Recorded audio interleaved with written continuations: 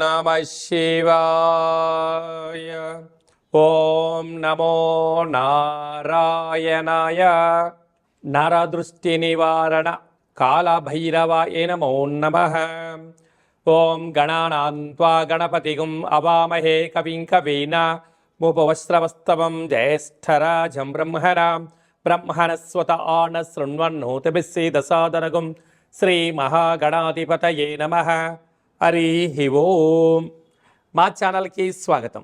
చూస్తున్న వీక్షకులకు ప్రేక్షకులకు ప్రియ కాల భైరవ భగవద్బంధులకి స్వాగతం పలుకుతూ మమ్మల్ని ఎంతగానో ఆదరిస్తూ ఉండబడినటువంటి ప్రియ సోదర సోదరి మనులకు అందరికీ కూడా శ్రీ పరాభవనామ సంవత్సర తెలుగు ఉగాది పండగ శుభాకాంక్షలు. తెలుగు ఉగాది పండగ సంవత్సరాంతము కూడా అందరికీ శుభాన్ని, జయాన్ని, ఐశ్వర్యాన్ని, ఆనందాన్ని, ఆరోగ్యాన్ని ప్రసాదించాలని మనం కూడా మనసారా కోరుకుందాం.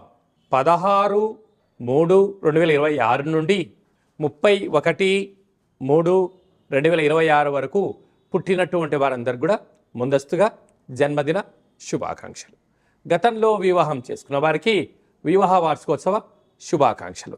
ద్వాదశ రాశుల్లో గ్రహ గమనాలు వీక్షింపచేద్దాం. మిథున రాశిలో దేవగురు బృహస్పతి సంచార స్థితి, సింహరాశిలో కేతు సంచార స్థితి, కుంభరాశిలో కుజ బుధ రాహు సంచార స్థితి, మీనరాశిలో ఏడాది తర్వాత రవి భగవానుడు శని భగవానుడితో కలిపి శుక్ర సంచార స్థితితో ద్వాదశ రాశుల్లో గ్రహ గమనాలు ఈ విధంగా ఉన్నాయి. వృశ్చిక రాశి వారికి ఏడాది తర్వాత పంచమ స్థానంలో రవి భగవానుడు శని భగవానుడితో మీనరాశిలో సంచారం చేయనప్పుడు ఎలాంటి యోగం కలుగుతుందో, అర్ధాష్టమ కుజదోషాన్ని ఎలా తొలగించుకోవాలో ఈ వీడియోలో సవివరంగా సంపూర్ణంగా తెలుసుకుందాం. వృశ్చిక రాశిలో ఏ నక్షత్రాలు వస్తాయనగా విశాఖ నక్షత్రంలోని చివరి పదం 4వ పాదము, అనురాధ నక్షత్రంలో 4 పాదాలు, జ్యేష్ఠ నక్షత్రంలో 4 పాదాలు కలిపితే వృశ్చిక రాశి. రాశాధిపతి కుజ భగవానుడు. వీరికి అర్ధాష్టమ రుణరోగ శత్రుకారకుడు కుజుడు, బుద్ధికారకుడు బుధుడు, వాస్తు నరదృష్టికారకుడు రాహు సంచారం చేయనప్పుడు సంవత్సరంలో చివరి మంగళవారము, సంవత్సర ప్రారంభ కాలంలో మొదటి మంగళవారము ఉపవాసం ఉండాలి.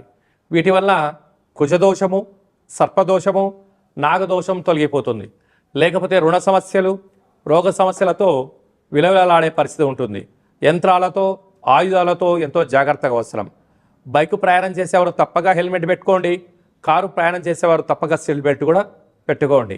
ఏడాది తర్వాత రవి భగవానుడు మీనరాశిలో కలతకారకుడు శుక్రుడు, ఆయుకారకుడు శని సంచార స్థితిలో ఉన్నప్పుడు నూతనంగా వివాహమైన వారికి పుత్రికా సంతాన యోగము, పిల్లల యొక్క చదువులు, అభివృద్ధి, కొత్త వాహనాలు, బంగారు ఆభరణాలు, షేర్లు క్రయ విక్రయాలకు ఇది అంత సరైన సమయం కాదు. అంటే ఆనందంగా ఉన్నట్టే ఉంటుంది, ఏదో తెలియని ఒక అశాంతి, ఏదో తెలియని ఒక ఇబ్బందికి గురి చేసే పరిస్థితి ఉంటుంది. కనుక బ్యాంకు లావాదేవీలు చాలా జాగ్రత్తగా ఉండాలని చెప్పి జ్యోతిర్విజ్ఞానం కూడా తెలియచేస్తుంది. అష్టమ గురు సంచార స్థితి ఉన్నప్పుడు ప్రతిరోజు తప్పక సూర్య నమస్కారం, సూర్య భగవాన్కి అర్ఘ్యం వదిలిపెట్టడం, సూర్యాసనాలు, అష్టమ గురు సంచార స్థితి ఉన్నప్పుడు దత్తాత్రేయ స్వామి యొక్క దర్శనం, శివాలయంలో రుద్రాభిషేకం, వీలైతే గోమాతకు పచ్చటి గడ్డిని కానీ ముందు రోజు నవధాన్యంలో నానబెట్టి అలాంటి ఆహారాన్ని ఏర్పాటు చేయడం వలన గ్రహదోషం తొలుగుతుంది. రాజ్యస్థానంలో కేతు సంచార స్థితి ఉన్నప్పుడు ఉద్యోగ మార్పు, స్థల మార్పు, గృహ మార్పు కనపడుతున్నాయి. కనుక ఓపిక, పట్టుదల, సహనము, సత్ప్రవర్తన చేత మీరు రాబోయేటువంటి గడ్డు కాలాన్ని ముందే తెలుసుకొని సమయస్ఫూర్తి చేత ఉండగలగాలి. స్వయం వృత్తులు, సేవారంగాలు, వ్యాపార కార్యక్రమాలు ఆచరించే వారందరూ కూడా ఎంతో సమయస్ఫూర్తి అవసరమని చెప్పి గమనించాలి. మార్చి మాసంలో ద్వితీయార్థంలో ముఖ్యమైన పండుగల గురించి క్లుప్తంగా సవివరంగా సంపూర్ణంగా తెలుసుకుందాం.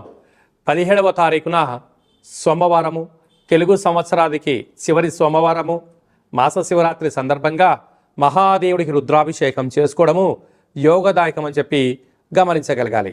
అలాగనే 18వ తారీఖున బుధవారము అంటే మంగళవారంతో కూడుకున్నటువంటి అమావాస్య బుధవారం రోజు కూడా అమావాస్య ఛాయలు కొనసాగుతూ ఉన్నాయి కనుక మనము సంవత్సరానికి తెలుగు సంవత్సరానికి చివరి అమావాస్య అవ్వడం వలన ఇంట్లో కూష్మాండ దీపాన్ని వెలిగించుకొని ఇంటికి దిష్టి తీసి బయట వేయడము, చాకలి వారితో ఆశీర్వచనం తీసుకోవడం వలన సకల శుభం కలుగుతుందని చెప్పి గమనించాలి.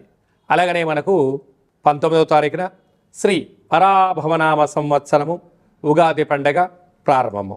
ఆ రోజు మనము మంగళ స్నానమును ఆచరింపచేసి షడ్రుచుల సమ్మేళనమైనటువంటి తీర్థప్రసాదాలు స్వీకరించడము, పంచాంగ శ్రవణము, దేవతా దర్శనము, తల్లిదండ్రులకు గురువులకు నమస్కారం చేయడము శుభసూచకం.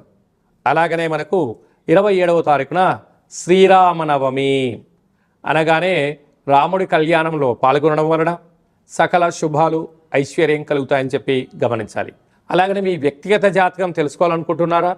మీరు మీ యొక్క పేరు, పుట్టినటువంటి తేదీ, నెల, సంవత్సరం, పుట్టినటువంటి సమయం రాసి వాట్సాప్లో పంపించగలిగినట్లయితే 100 సంవత్సరముల జాతకాన్ని రాసి పంపించి మీరు పుట్టినప్పుడు గ్రహ గమనాలు ఎలా ఉన్నాయి, ప్రస్తుతం ఎలా ఉంటున్నాయి, రాబోయే కాలం ఎలా ఉండబోతున్నాయో సవివరంగా సంపూర్ణంగా తెలియజేయడం జరుగుతుంది. చాలామందికి పుట్టినటువంటి కాల సమయంలో డేటా ఆఫ్ బర్త్లు లేనటువంటి వారికి మీ పేరు యొక్క మొదటి అక్షరాన్ని అనుసరిస్తూ రాశిని తెలియజేస్తూ రాశి యొక్క స్థితిగతులను మనం తెలుసుకుంటూ, అలాగనే రమణ శాస్త్రం ద్వారా అనగా గవళ ద్వారా కాళభైరవ ఉపాసన చేత భూత భవిష్యత్ వర్తమానాన్ని తెలియజేయడం జరుగుతుంది. కనుక ఈ కింది నెంబర్ సంప్రదించి అపాయింట్మెంట్ తీసుకొని సంప్రదించగలరు. అందరికీ ఈ తెలుగు సంవత్సర ప్రారంభ కాల సమయంలో అందరికీ ఆయురారోగ్యాలు ప్రసాదించాలని శ్రీ రామచంద్ర స్వామి వారి యొక్క కళ్యాణ మహోత్సవ ఆశీస్సులను కోరుకుంటూ ఆశీర్వచనం. ఓం దాశరథాయ విద్మహే సీతావల్లభాయ ధీమహి తన్నో శ్రీరామచంద్ర ప్రచోదయాతు. హరి ఓం. శతమానం భవతి శతాయు పురుష సతేంద్రియ ఆయుష్యేవేంద్రియే ప్రతిష్టతి. ధనం ధాన్యం బహుపుత్రలాభం శత సంవత్సరం దీర్ఘమాయు.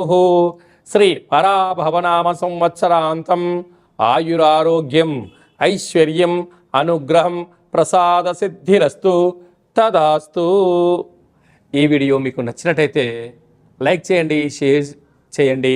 మా ఛానల్ యొక్క ఆధ్యాత్మిక వీడియోలు అందరికన్నా ముందుగా మీరు చూడాలన్నట్టయితే గంట సింబల్ ప్రెస్ చేసి ఈ యొక్క భక్తి సమాచారాన్ని భగవద్బంధులకు, మిత్రులకు, స్నేహితులకు చేరవేసి హిందూ ధర్మాన్ని కాపాడండి.